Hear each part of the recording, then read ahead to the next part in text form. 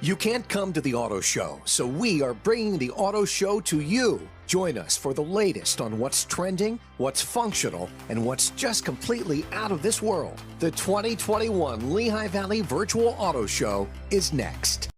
Thanks for joining us once again. It's expected to be a breakout year for electric vehicles. More manufacturers are making huge commitments to electrify their offerings.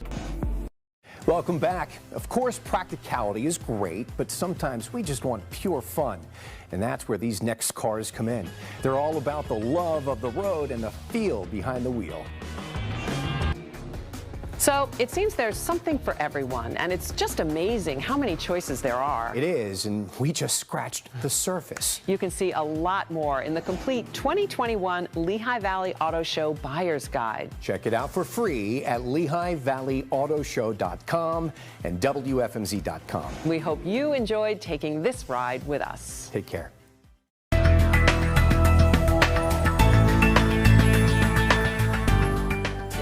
Do you remember your teachers? Do they remember you? What impressions did you have of each other? We're here in Hellertown, Pennsylvania to visit middle school science teacher Billy Solderich. Let's go. Because of the time spent in school, students are often influenced more by their teachers than their parents. By reuniting teachers with former students, the final grade will reveal the dramatic impact they had on each other. Hey, Billy. Steve MITTMAN. You've got to have a handful of students that just stick out in your mind for one reason or another. Who would be at the top of the list that you'd want to see again, reconnect with? The one that sticks out the most was my first year. Wide-eyed, big smile, handsome-looking young kid, just ready and eager. In a troubled urban school district, 7th grader Tyrese Hart learned his teacher really cared. This particular former student happens to be an aspiring boxer, but one of the many things that makes final grade so appealing is it's relatable to everyone. Everyone goes to school. Let's face it, we all had teachers we loved and probably some we despised. In fact, I'd bet you'd love to reconnect with a teacher or two that you had, even if it's just to say thank you, or in some cases, maybe to give them a piece of your mind. Tyrese and one of his friends taught me how to hit the speed bag. And at my gym, we had a speed bag, and I was able to do that because of it. This is where Mr. Solderich lives now. This is his house. You want to go in and meet him? See him again? Yeah. It's gotta be a little surreal for you, huh? Yes. Oh my goodness. Mr. Solderich, Billy, you recognize this guy? Steve? How are you? My goodness, how are you, man? Good. Good to see you, man. You look at you all grown up. Look at you, man. Come here.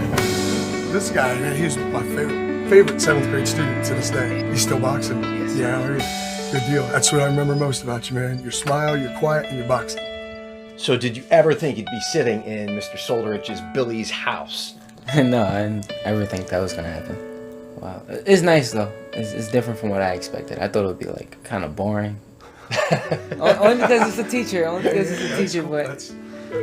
different from what I expected. We don't have to say Mr. Solderich anymore. I'm Bill. Tyrese easily could have gone down the wrong path. In fact, his own brother is serving prison time for involuntary manslaughter. Tyrese, it can't be easy. How did you deal with that? And how are you coping with that these days? My hands are sweating right now because I'll never forget that day when I opened the paper.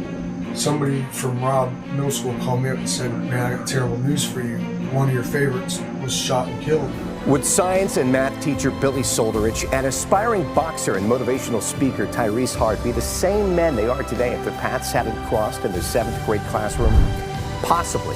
But from what we've witnessed, their influence on each other can never be erased.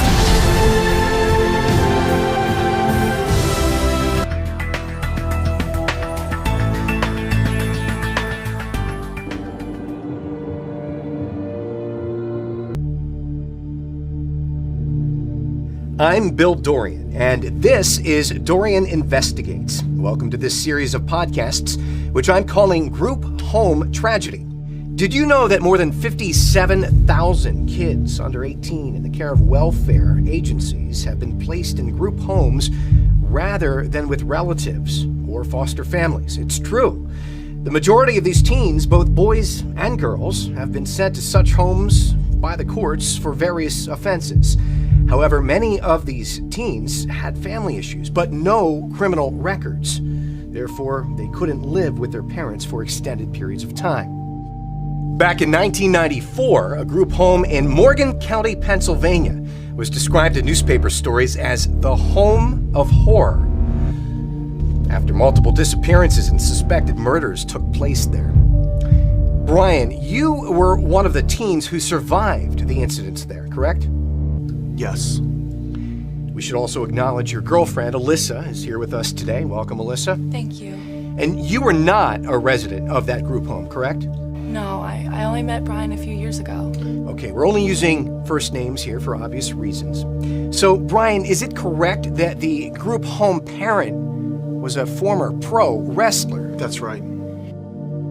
And didn't it seem a bit strange that the group home parent was, used to be a pro wrestler? Not really. I mean, some of these kids in these homes can be really violent at times, so you're gonna need a big guy to control situations.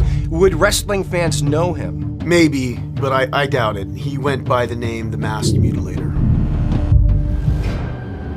And you saw it all? Yes. So let me understand this correctly.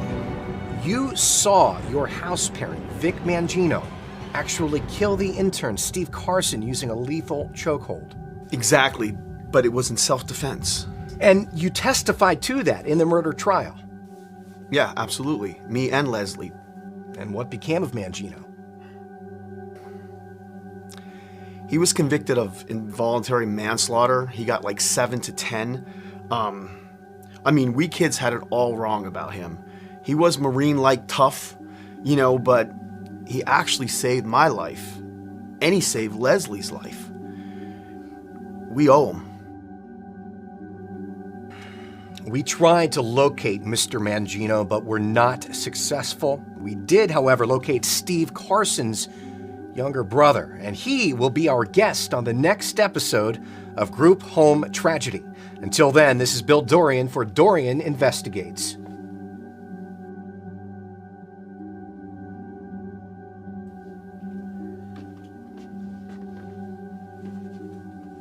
I'm so glad you were willing to do this interview, Michael. Don't call me Michael. It's Mike. Nothing more. That's what we agreed on, right? Yes, absolutely, Mike. And if I don't like a question, I'm not fucking answering it. Of course. Look at him. He's dead. Murdered by his boss at that fucking home.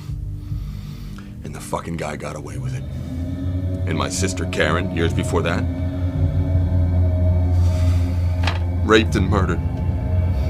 And you call that fucking justice? There's no justice. And let me tell you something. They're not gonna get away with it. Plus, what's the point in talking about? What the fuck is this gonna accomplish? This is all a fucking joke coming here. Police and reporters. You're all worthless fucking pieces of shit! Would you? What I want! This interview is over.